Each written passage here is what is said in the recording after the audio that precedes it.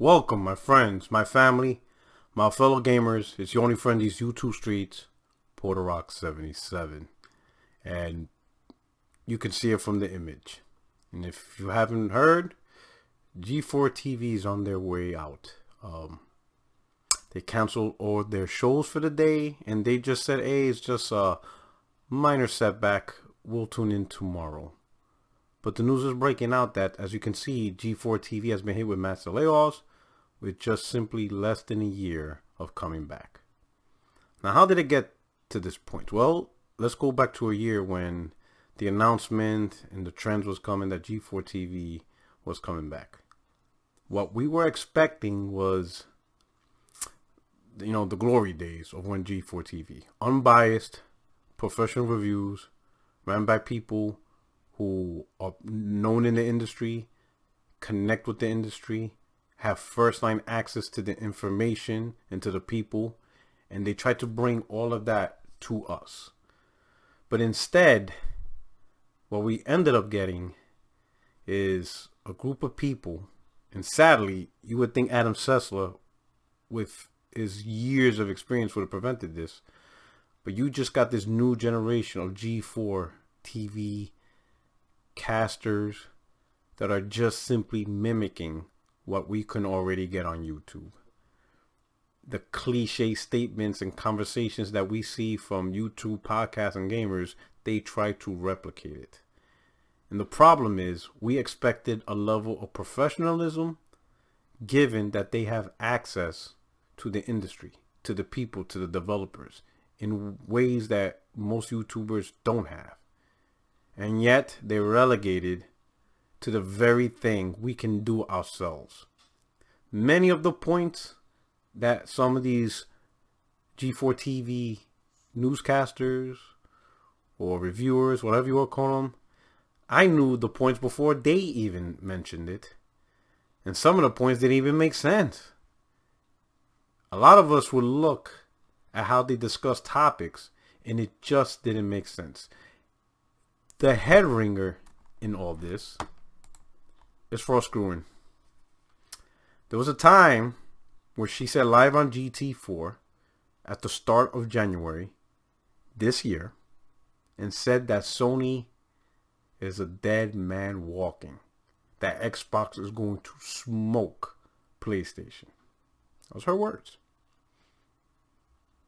Nobody understood where she was coming from because we couldn't see the games that was being announced while Sony had games announced. Even worse, she confused games for being exclusive to Xbox, like Hogwarts Legacy, which was even more confusing because the game was shown on the PlayStation State of Play. It's this lack of knowledge that just perplexed us. And it got worse. When she got called out for her lack of knowledge, for her over-exaggeration of Sony being a dead man walking, she decided to simply battle back with sexism, misogyny, and all that nonsense. Well, fast forward a couple months later, seeing Redfall getting delayed, Starfield getting delayed, Sony released Horizon Forbidden West, GT7, made amazing deals with partners for Sifu, Kina. I made this tweet. And I said, who was it that said Sony needed to get their shit together? Sony is a dead man walking. Who said that? I knew who said that. But I wanted to pose as a question to get the community to respond in the conversation. Of course, KyoGX said, I believe, and he added, Frost Gruen.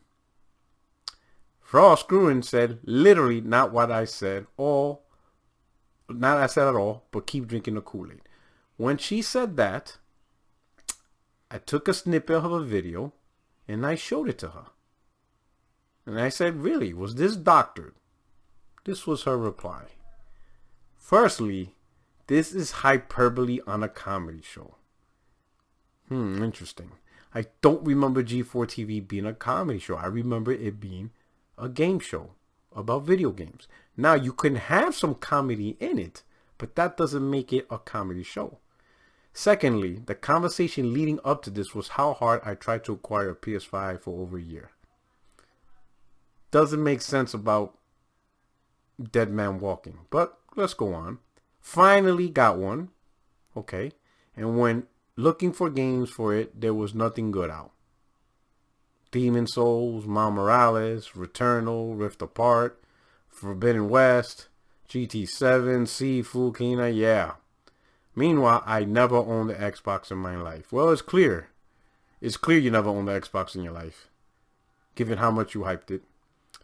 And then she replies, but go off and keep fitting blanks Sony's penis. Well, you know, you see it down your throats. I don't want to say the word out loud, you know, just in case of weird things on the channel. So this is how she responds, because she's upset at being called out and at many people, you know, pointing out her lack of knowledge. And the fact that she will not accept responsibility for her unprofessionalism, her extreme lack of knowledge, resulted in fired. Apparently news reporting that she is gone. Network is laying off plenty of people. So, what can professional news networks, in particular to gaming, can learn from this? Number one, do not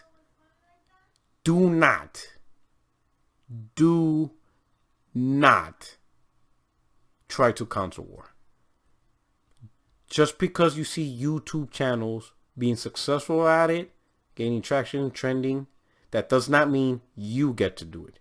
You are the professionals. You have access to the industries. You can do things the rest of us can't. Even us YouTubers. Even some of the good YouTubers don't even have near the level of access that you have. You can get first dib access on games, top developers, all that stuff. And with that ability and power that you have, you got to accept the responsibility. Did I just say with great power comes with great responsibility? Wow. We had an expectation to go beyond what we normally can get from YouTube or from Twitch. We can do it ourselves. We needed you to be the professional lover. We needed you to advocate for us when you saw journalists reviewing games and they're not beating them. We needed somebody within the industry to do that stuff for us. Because no one's really going to listen to a YouTuber when we try to say it. No one really takes us seriously. You know, within our circle, yeah, we'll support each other and all that stuff. But who in the industry, that actual industry, is saying that?